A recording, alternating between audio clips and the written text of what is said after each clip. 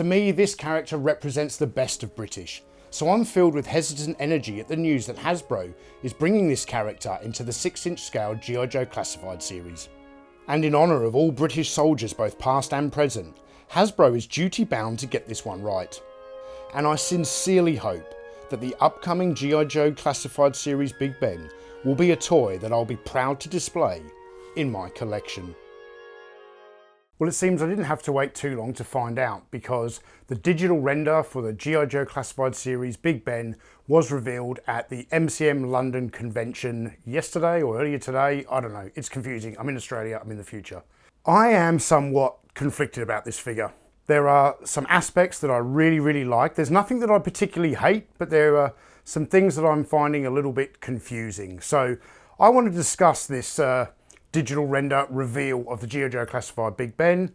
If you want to hear my thoughts, stay tuned. Come with me, toy fans.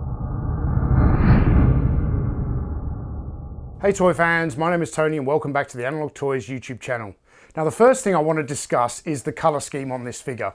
The G.I. Joe Classified brand manager stated that this was a special missions version of Big Ben, which is why the colour scheme is somewhat different to the original figure. I don't think it's particularly bad. I'm not a huge fan of the bright green elements to the uniform. I'm also not a fan of this Han Solo belt buckle, but that's nothing a little bit of paint touch-up can't fix. But I'm not going to hold too much stock because of the fact that this is a digital render, and countless times before in the Classified line we've seen a digital render with the final figure looking completely different. And I'm looking at you, Dusty, Stalker and Falcon. I also think the boots on this figure are way too tall. But of course Hasbro is just using an existing mould. I can't quite tell, but it looks to me as though these boots are somewhat taller than the digital reveal that we got recently of Rock and Roll. It could be an optical illusion, maybe my eyes are playing tricks on me, but I think the boots on Rock and Roll would have been a better choice to use here on Big Ben. Now let's take a look at his weapon systems. And I've been searching all over the internet to try and figure out what kind of light machine gun this is. And I actually think that Hasbro may have done a bit of an amalgamation here between the 5.56mm Squad Assault Weapon, or the SAW, and the new Sig Sauer XM250. With the sloping angle on the front stock, it does look very much like the XM250, as does the buttstock, but then the rear of the feed tray looks more like a SAW, and the carry handle also looks more like a SAW, because the Sig Sauer version has the carry handle on the other side and further down. I'm also very interested to learn whether or not this is going to have a working bipod. In this digital render here, you can see that the bipod is folded up and collapsed underneath the front stock. Overall, I think it's an interesting choice of weapon system and I quite like it. What I don't like though is his machine pistol. With an SAS trooper dressed for this type of operation, he wouldn't be carrying a machine pistol like that.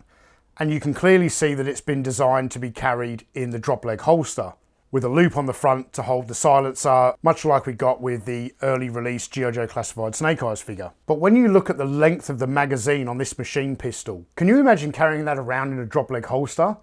The magazine and the handle will be sticking so far out the back it would get snagged on everything, and God forbid you have to sit down in a vehicle, because that would be uncomfortable. Next we have Big Ben's assault rifle, which has a removable magazine, and the sculpt isn't too bad, but once again, Hasbro keep doing it. They do it in Marvel Legends, they do it in G.I. Joe Classifieds. This rifle has an adjustable buttstock and they've got it fully retracted.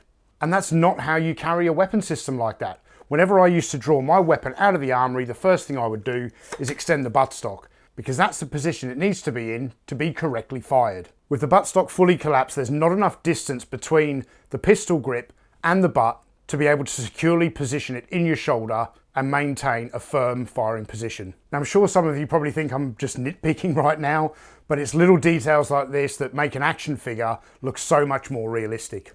Now we come to the gas mask, and I've seen a lot of people talking online and they really like this alternate head accessory, and so do I. The S10 Respirator is a really cool piece of equipment that we haven't yet seen in a 1:12 scaled action figure line. And you'll notice that it's not just a spare head, it's a spare head and neck. And I'm assuming that's because when you attach it to the figure, it makes it look as though the hood is extending up out of his jacket. The problem is the exposed neck piece. In the British military, we use the S10 Respirator to protect soldiers against chemical warfare, and also when conducting building clearance operations much like the famous Operation Nimrod that the SAS carried out during the Iranian embassy siege in May of 1980. And the reason they wore respirators like this is to protect the troopers from smoke inhalation and also from the use of CS gas, tear gas. SAS counter-terrorism soldiers also wear flame retardant overalls, and it's the combination of these overalls and this respirator that protects the soldier during operations from smoke and fire. So by having the throat piece open, it puts this soldier in a pretty dangerous situation. The fact that they've given Big Ben this gas mask gives you the opportunity to turn him into an SAS counter-terrorism soldier. And if you're going to do that, I think they should have done away with the assault rifle in this set and instead given him an MP5. And I'll certainly be giving this Valaverse Action Force version to Big Ben when I finally get him. Now the ammo belts across the chest, I've got to discuss this. I know this is how the original vintage Big Ben action figure came, with belts of ammo strapped around his torso, but this is not how the British military carry ammunition for a machine gun. And even though this is accurate to the original figure, I'm not a fan of it. Lastly, we get to the face sculpt, which I think is absolutely terrific. And I joked in my recent Big Ben video about the vintage action figures that a lot of my friends seem to think that I look like this action figure. And when I woke up this morning and I was checking, my messages and Facebook posts, loads and loads of other people are commenting that this new 6-inch scale G.I. Joe Big Ben still looks like me. And I can definitely see the similarities. I mean, look at these two images side by side. An identical pair of ugly bastards. So am I going to buy this new G.I. Joe classified version of Big Ben? Yes, I am. I'm going to buy at least 3 of them. One to keep in the box, one to have loose, and a second to display with the gas mask head.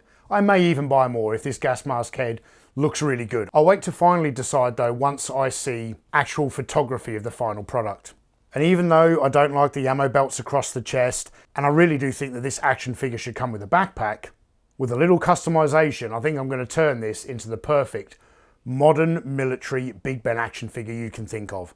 I'm going to give him a backpack from the Valaverse Action Force line, probably even lend him one of Desert Rat's, and I'm going to do away with those ammo belts and give him Desert Rat's body armor and Shamar. And look at that, the figure's been fixed. So what did you all think of the G.I. Joe classified 6-inch scale reveal of Big Ben? Are you digging this figure? Do you like it? Are you going to buy one? Are you going to buy 3? Let me know in the comments below. So thank you all for watching, and if you enjoyed this video and you'd like to check out some of our other videos about G.I. Joe classified figures, you can click the links up here, or subscribe to the channel by clicking down here, or consider supporting us on Patreon, where you'll get access to hours of exclusive content. I'm Tony from Analog Toys, and I'll see you in the next video.